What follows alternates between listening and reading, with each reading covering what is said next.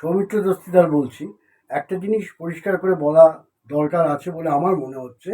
সেটা হচ্ছে, যখনই আমি বাংলাদেশ যাই এবং বাংলাদেশ থেকে ফেরার পরে পশ্চিমবাংলার অসংখ্য মানুষ যার সাথে ফোনে কথা হয় কিংবা দেখা হয়, একটা জিনিস খুব জানতে চান। প্রথমেই প্রশ্নটা আসে, আচ্ছা বাংলাদেশ কেমন আছে? এটা কিরকম জানেন না, আমার মনে হয় যে পশ্চিমবাংলায় যখন ঈদ হয়, ঈদের পরের দিন বেশিরভাগ মূলধারার সংবাদ মাধ্যমে কিন্তু করা হয় যে ঈদ শান্তিতে কেটেছে। অ্যাজ ইফ যেন শান্তিতে না কাটাটাই ছিল স্বাভাবিক, কিন্তু এবার শান্তিতে কেটেছে সেটাই হচ্ছে খবর আর কি। তেমনি এই যে যারা জিজ্ঞেস করেন, পশ্চিমবাংলার যেসব মানুষ জিজ্ঞেস করেন যে বাংলাদেশ কেমন আছে, তাদের অধিকাংশই কিন্তু ধরেই নেন যে বাংলাদেশটা কোনোভাবেই খুব ঠিক নেই, বাংলাদেশটা ঠিক থাকা উচিত ছিল। ঠিক কিভাবে তারা ঠিক ভাবেন বা বেঠিক ভাবেন সেটা নিয়ে আমার প্রশ্ন থাকলেও তাদের কিন্তু প্রশ্ন নেই।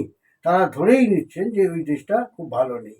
এবারেও আমি যখন বাংলাদেশ থেকে বেশ কয়েকদিনের জন্য গেছিলাম এবং ফিরেছি, তখন আমাকে এই একই প্রশ্নের মুখোমুখি হতে হয়েছে।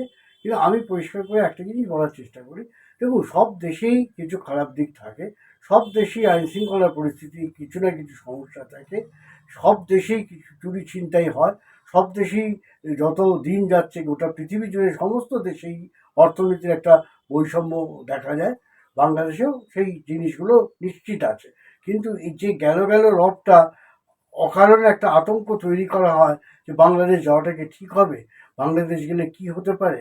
বিশেষ করে নির্বাচনের পরে কিন্তু বাংলাদেশ যথেষ্ট ভালো আছে, মব লিঞ্চিং বন্ধ হয়ে গেছে এবং আরও অনেক ইতিবাচক দিয়ে নিয়ে বলে দেওয়া যায় যে ইতিবাচক দিকগুলো নিয়ে যদি আলোচনা আমরা করি, তাহলে অযথা পশ্চিমবাংলার কোনো মানুষ যখন বাংলাদেশ যেতে চাইবেন, তারা যে দ্বিধায় থাকেন যে যাওয়াটা ঠিক হবে কিনা, তাদের আমার পরামর্শ হচ্ছে তারা নিশ্চিন্তে সেখানে যেতে পারে।